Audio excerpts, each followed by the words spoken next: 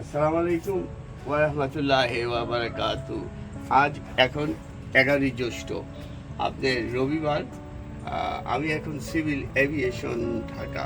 সন্ধ্যার গোধূলি এই যে আকাশ নির্মল সুন্দর, ঝড় বৃষ্টি জলোচ্ছ্বাসের পর আপনারা সুন্দরকে দেখবেন। এই মাগরিবের পরে মাঝে মাঝে দেখবেন আকাশের রূপ অনেক চমৎকার, অনেক সুন্দর।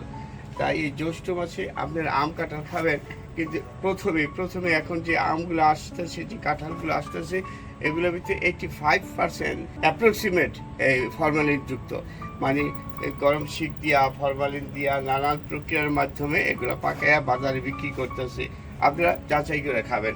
আর সরকারের উচিত এগুলাকে সবসময় এগুলো তদারকি করা, দেখভাল করা। আপনারা ভালো থাকুন, সুস্থ থাকুন। মানুষের সুস্থতার জন্য সরকার জনগণ সজাগ থাকুন।